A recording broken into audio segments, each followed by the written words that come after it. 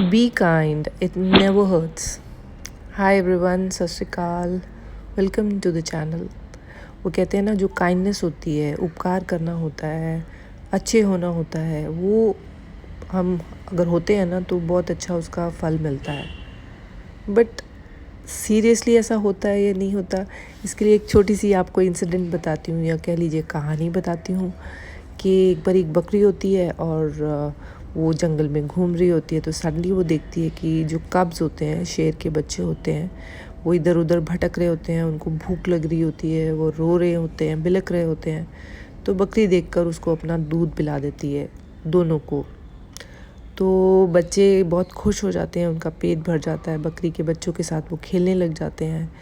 In the mean time वहाँ से जो किंग एंड क्वीन यानी कि शेर और शेरनी आ जाते हैं और देखते हैं कि ये कैसे पॉसिबल है, हमारे बच्चे ऐसे बकरियों के साथ खेल रहे हैं, ये तो हमारी बेइज्जती हो जाएगी, ये सब क्या हो रहा है। एंड वो डांटते हुए बकरी के पास आते हैं। तो कब्ज़ जो होते हैं वो बोलते हैं कि नहीं, हम तो भूखे थे, इसने हमें दूध पिलाया। ये सुनकर किंग बहुत खुश होता है कि उनको बोलता है कि अब से हम फ्रेंड्स हैं, आप तुम बिल्कुल मत डरना हमसे। एंड अपनी पीठ पर उसको चढ़ा के कई बार उसको पत्ते खाने में हेल्प करता है। ये देखकर ऊपर चील होती है और बाकी के जो जानवर जंगल में होते हैं बड़े हैरान होते हैं कि इसने तो शेर के साथ दोस्ती कर ली, तो अब हम भी कुछ ऐसा करें। और जो चील होती है वो बकरी से पूछती है कि ये कैसे किया। तो वो कहती है कि उपकार किया मैंने इन पे, तो इसलिए ये मेरे से खुश होके मेरे दोस्त बन गए। तो चील कहती है ओके, मैं भी किसी पे उपकार करके देखती हूँ, चेक करती हूँ। उधर मड के अंदर चूहों के बच्चे मतलब फंसे होते हैं, निकल नहीं पा रहे होते। तो वो चूहों के बच्चों को निकाल के एक क्लीन जगह पर ले जाती है और वो ठिठुर रहे होते हैं ठंड से, तो अपने पंखों से उनको कवर कर देती है थोड़ी देर, ताकि इनको वार्मथ मिले और ये थोड़ा नॉर्मल हो जाए। बट 10-15 मिनट के बाद कहती है कि चलो अब मैं उड़ती हूँ, क्योंकि अब शायद ये नॉर्मल हो गए होंगे। तो उड़ने की कोशिश करती है, तो नीचे पर देखती है, उनके पर जो है वो कुतर दिए होते हैं चूहों ने। तो बकरी होती है वो उसको देखती है कि तुम चील यहाँ बैठी हो, रो रही हो, उड़ क्यों नहीं रही हो। तो उसने बताया सारा इंसिडेंट बकरी को। तो बकरी कहती है, मुस्कुराती है कि उपकार किया भी तो चूहों पर, उपकार सामने वाले को देखकर करना होता है।